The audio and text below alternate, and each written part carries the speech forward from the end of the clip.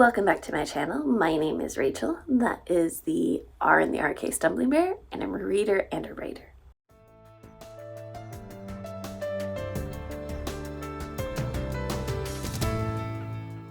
So I'm back today to do a single book review.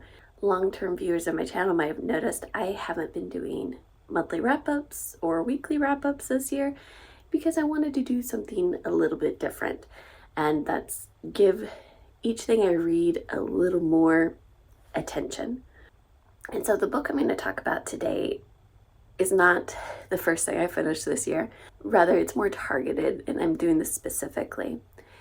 I got the e-arc for the Florist's Budding Desire by S.D. Huston. I got it back in February, but the novella just came out on the 16th of March. So like I said, there's a reason why I'm doing this one first. Because S.D. Huston is an indie author who I think really needs more love. If you're someone who likes romantasy or fantasy romance or romantic fantasy, however you like to phrase it, S.D. Huston is someone you should be picking up. She is currently working on her Ice Dragons series, and this novella series that she's putting out this year is in that same universe, but in a slightly different place. And it does have an ice dragon in it, but not the main character. So this book is following two perspectives, Zalora and Deanne. I don't remember Deanne's full name. Zalora is a wood fae who is a florist as well, and she has been asked to create this huge flower sculpture for an upcoming spring festival. So in Huston's world, you have multiple fae, and each fae is kind of aligned with a specific season, and wood is aligned with spring. And so Zalora is working on this, but she is doubting herself because her grandmother beforehand had done these sculptures for the festival, and she was an amazing florist, an amazing wood fae. And Zalora's just gotten out of an abusive relationship where the abusive partner very much kept trying to drag her down. And she still has to see him because he's an air fae, which is also a creature of spring, and he has a shop across the street from her. So as she's feeling overwhelmed with this sculpture and her ability, Isa, who is the ice dragon in the series, and is kind of the de facto leader of the area, tells Zalora that she's going to be getting to be a sponsor for a new fae who has joined them. And there's a magic on this area that anybody who has malicious intent malicious or violent intent can't get in to this environment. This is like a protected zone. And the fae that Zalora is going to sponsor is Deanne. And Deanne is an earth fae. So it's not typical that an earth fae and a wood fae, or wood fae would sponsor an earth fae, because an earth fae's powers are in the fall, if I remember right. And they usually live in a different quadrant. So, as I think many of us can attest, we'll be feeling overwhelmed, and then something else will happen, and we'll be like, we're even more overwhelmed. But Isa's like, no, Deanne's earth power is such that he can help you with your sculpture. And so he comes, and she makes him comfortable at her shop, actually. And they start working on the sculpture. And love blossoms. And Deanne has his own trauma.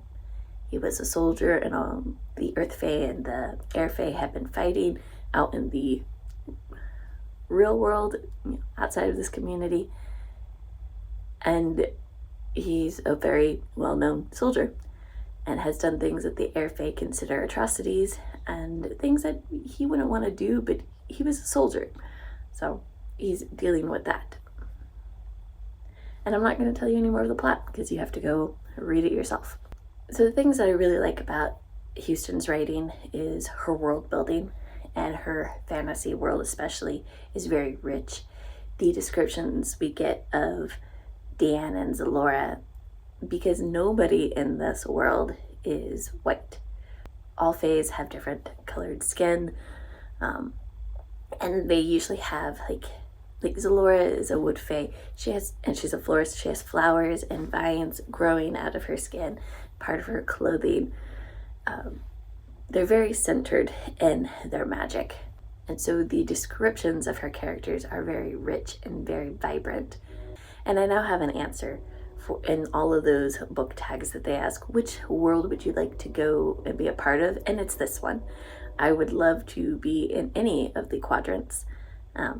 Okay, probably not winter because I'm not a big cold person fan, but this nice, like, I have a hard time saying the name of the community. I think you say Nethril is the location of this. I could be saying that wrong. This is like a cozy environment. I would want to be in it. And especially to go to their different festivals for the different equinoxes. And since Huston is used to writing novels, we definitely get character depth as we are having each scene.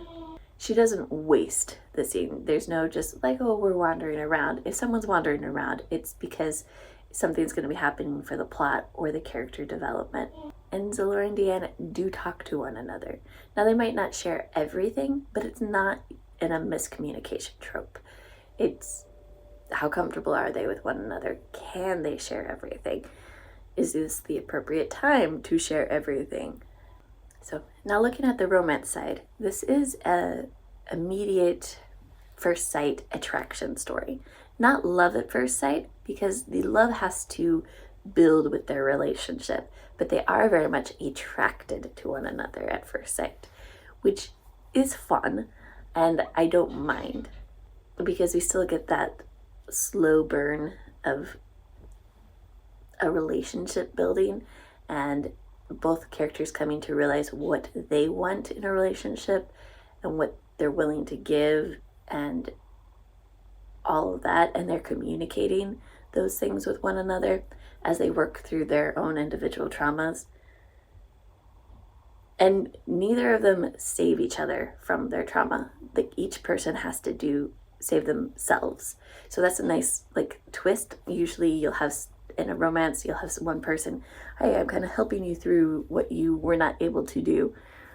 And they're more like, I'll support you. I'm here for you if you need me.